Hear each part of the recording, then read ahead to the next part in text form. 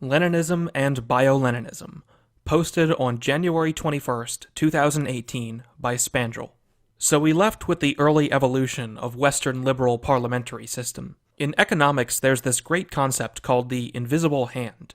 In a free environment, if there is money to be made, someone will find a way to make it. Works the same in politics. In a free political environment, if there is power to be grabbed, someone will find a way to grab it. Economics and politics are really quite similar. There's this aspect of economic theory called the theory of the firm. Why do corporations exist? Why can't we all be self-employed? That's kinda how it worked during the medieval guild days. Why are we all slaves of huge corporations now? There's many ideas thrown around, but the standard theory is that firms are built because of transaction costs. Basically, in a free market, individual economic actors don't quite trust each other, for good reason. Too many people around can't really know who's good and who isn't. A hierarchical firm fixes social relations and sets up a structure of trust and responsibility that makes economic action more predictable and safe. The standard liberal theory of politics had it so that all political actors were self-employed. But, surprise surprise, political firms, i.e. political parties, turned out to be way more effective at political action than isolated individuals. And the same way that corporations tend to look for a certain kind of man, not quite the same as the old individual craftsman, political parties too select for a certain kind of person, one who obeys, who can be trusted.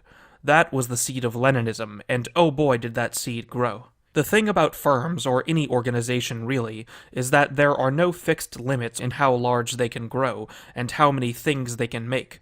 A state is but a gang of dudes who then grows into an army, then conquers a territory. As a gang, the dudes did little more than drink beer and the odd assault on trading caravans.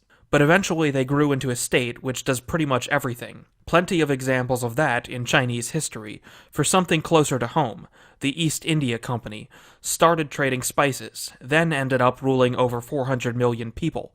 Why? There was marginally more money to be made in every step of the process. So happened when political parties started to form in the 19th century. Parties formed in order to secure power in parliament. But once you have a machine to grab power, why stop there?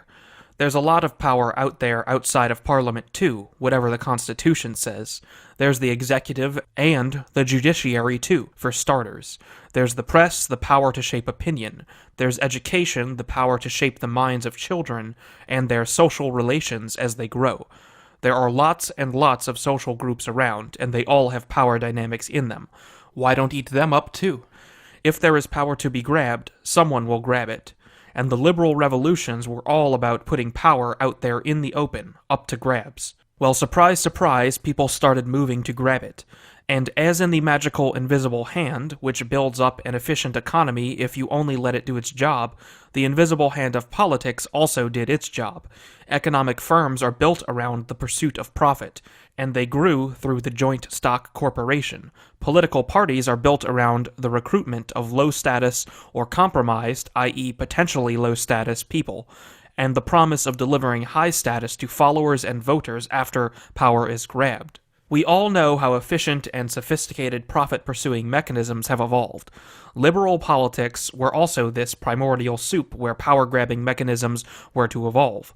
And it didn't take too long for a strong, stable, and hugely contagious mechanism to evolve: socialism. It was always around, but Marx published the Communist Manifesto in 1848, just the year that the liberal revolutions were killing off all the monarchies across Europe. Socialism refined liberal politics, the same way that double-entry bookkeeping refined business accounting. The base of electoral politics was to promise high status to low-status people. Marx, starting this tradition where semi-assimilated Jews don't get the latent hypocrisy of the host society, didn't quite get the joke of liberal egalitarianism, and just took it to its logical conclusion. You're not supposed to do that, kids. You're supposed to get the joke. But he didn't. Liberty and equality? Okay, let's abolish private property then. Hey, wait a little there, are you serious? Abolish private property? He couldn't have been serious. I mean, come on. Private property. It's not only the basis of civilization. Even pre-farming tribes have private property. Even monkeys like to own stuff. How insane have you to be to say that private property has to be abolished? Who the hell is going to join that movement? Well, a lot of people. You see, capitalism was a big deal. It changed how the whole society worked. In more concrete terms, it changed what kind of person was high status and who wasn't. Under capitalism, the merchants ruled, and that made a lot of people unhappy. Christine, replying to Jordan Peterson on Twitter, says, "So, you sold them some pre-autographed books and picked up $50,000 for the talk? Capitalists, especially the tenured union contract lifetime appointment ones, know how to work the system." Jordan Peterson replies, "I guess you think that capitalist is an insult. Perhaps, if you were capable of being successful at it, you wouldn't hold that viewpoint. Just a guess." Spandrell continues, "Hey, some people just aren't capable of being successful at capitalism. It ain't that easy, and people are different. It's not their fault if suddenly some shtetl Jew who can't even speak properly is pretty good at making money, and so is suddenly now 1,000 times more high status than he is, when just 100 years ago he would have been some decent member of feudal society, and the shtetl Jew would have been widely scorned and hated. Not being good at something sucks, so yeah, people were resentful, and socialism catered exactly to that resentment." Of course, socialism didn't have to outright call for the abolition of private property. Feudal society had private property. They could have just called for progressive taxes, widespread welfare, usury laws, that stuff. But why be reasonable when it doesn't really matter? A political party doesn't have to deliver on its promises, least of all a leftist one. A leftist party is by definition fighting against the establishment. If they can't deliver on their promises, they can always blame the powers that be. And people will believe them because, well, the powers that be have power, or used to. And inertia is a real thing. People's memories can be inaccurate, especially if they have a good incentive to not update. A political party can get away with lying. A political movement, i.e. a vague and embryonic version of a political party, can get away with murder. They don't need to deliver on anything. They don't have to be reasonable. They don't even have to make sense. They just need to be able to recruit committed people. And guess what? Being unreasonable gets you more loyal followers than being reasonable. Why? Again, because reasonable, well-adjusted, normal people just have a wider range of options available for them. They don't need to commit to some crazy plan. They can just get a job and live a normal life. For an unreasonable, maladjusted, weird person, your options in life are much more limited. Joining a crazy political party which proposes the abolition of the very thing that makes society possible is, very likely, the best shot they'll ever get at achieving high status in their lives. So yeah, why not? Communism. Again, there's many versions of unreasonable and maladjusted. Some people are genuinely just not very good at dealing with capitalist society, born like that to no fault of their own. Writers, journalists, middling lawyers. Rivers of ink have been spilled writing about how intellectuals are always overwhelmingly leftist, which is odd given that communism didn't turn out to be very nice to intellectuals. But capitalism gives high status to precisely the opposite kind of person, the merchant. And intellectuals hate that. They are natural socialists, very eager socialists. An easy heuristic would to see the natural consistency of any political movement as the people who, in the grand zero-sum game of human social status, would rise in status if that political movement were to gain power. But it's not quite like that, if anything, because you can't just know what's going to happen. Early socialists had no idea what was going to happen if socialism take power. They said they knew, but nobody knows the future. Uncertainty is the constant in human life. Any claims to the contrary are bullshit, or in scientific speech, signaling. What is real is the present, and so the natural constituency of any dissenting political movement are the people who actually, very actually, in this very present, are losing out in the grand zero-sum game of human social status. These people are pissed and resentful, and they will do what they can to mess with society as it presently works, for good reason. Life is quite short, and you only get one. Nobody wants to lose out in status. The consequences of that are pretty bad. Losing out in the pecking order means, in general zoological terms, access to worst quality mates or no mates at all. So you bet all those intellectuals were pissed, and wanting to jump into whatever movement promised them they would crush capitalism and those evil fat cats, even if it took away everything that's good in life in the process. Who cares? That only made the process more engaging. Again, the perception of losing out is subjective. Some people just are unreasonable and maladjusted, and are not content unless they have absolute power and a harem with 2,000 women. Political movements tend to house a disproportionate amount of those, alongside people who are really losing out to no fault of their own.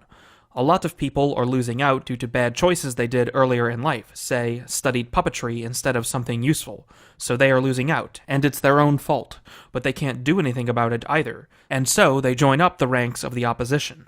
The point here is not who forms the ranks of the opposition. The point here is that in a democracy, the opposition has an actual shot at grabbing power. They have the freedom to do so. They are encouraged to do so. And so any smart political agent is going to find a way to organize these people, the same way any smart commercial agent is going to find a way to make money. There is always someone. An evolutionary process will produce it. And the resentful will win, because upward mobility is a very strong motivator. Hope really does trump fear. People with a shot at gaining status are always going to outcompete people who are just trying to keep what they have. There are plenty of pathways, but the writing is in the wall. In a free society, the politics will always move to the left. Always. Of course, the degree to which they move to the left depends on the degree of freedom on the political process. The first part to move left is the legislature, which is the part which is most open. Again, as I was saying, there are other parts to a power structure. The bureaucrats, the lawyers, the press, which provides conversation topics to all of them. The education system which raises them and their children. It's fairly obvious that if any political agent is to take absolute power, he has to grab not only the parliament, he has to grab all these too. And those are trickier than just MPs. Again, we saw the process by which politicians move to the left. A political party needs loyal people who follow orders. The lowest status people are more likely to be loyal, given their lack of options. But bureaucrats or judges are harder to control. For one, they tend to be smarter. They have to be smarter, they need to do an actual job. States tend to try to hire smart people to work as bureaucrats or judges. China hired them. China has governors double as judges, didn't and doesn't believe in separating the executive from the judiciary, through a famously hard exam system. In most places, bureaucrats are still hired through exams, let alone judges and lawyers. They have to pass the bar. So how do you control these people? You can't do it overtly, like you do with politicians. You can't organize them through a formal political party. That's against the rules. This is a very important point. How do you make sure the unelected parts of the power structure are in harmony with the elected parts? Here's where the leftist power machine divided into two paths. I call it the branching of leftism between formal Leninism and distributed Leninism, which then for historical reasons became classical Leninism and biological Leninism. Historically, this maps very well into what Moldbug called the Anglo-Soviet Split. Leftism in Russia had been advancing slowly but steadily for a very long time. Russia was formally an absolutist autocracy ruled by the Tsar. But during the 19th century, the country opened up quite a bit. And as capitalism advanced, leftism grew in the same proportion among the people who weren't doing so well under capitalism. The Dostoevsky types, of which Russia had no lack of. I'd say Russia had a disproportionate amount of leftists because instead of capitalism growing organically, as in, say, the Netherlands, it came out of the blue into a very traditional and pious society. So of course, all those people who had been conditioned over centuries to be loyal subjects and good Christians weren't enjoying all that freedom to build factories and make money. And so they hated the whole thing. Russia produced lots of leftists of the craziest sort before it even had electoral politics. So then comes Lenin and stages a coup and actually grabs power as a formal communist. And what did Lenin do? He wanted absolute power, like everyone else, but he actually had the guts and the will to pull it off. Lenin's way of achieving power was to do what I just said you couldn't do, integrate all the ruling class into his political party. The judges, the bureaucrats, the teachers, the press. Everything into the party, the Communist Party. Political parties, remember, appeared as a way of ensuring discipline and organization in electoral politics. Lenin just extended the idea to every single organ of power in Russia. And it worked. It worked like a charm. It wasn't easy by no means. It took a long and bloody war. Then long and bloody purges, then some more, then the complete terrorizing of society, then some more purges. But after 20 years or so, Stalin had it more or less set up. He had achieved absolute power. He controlled the party, and the party controlled everything. That's classical Leninism.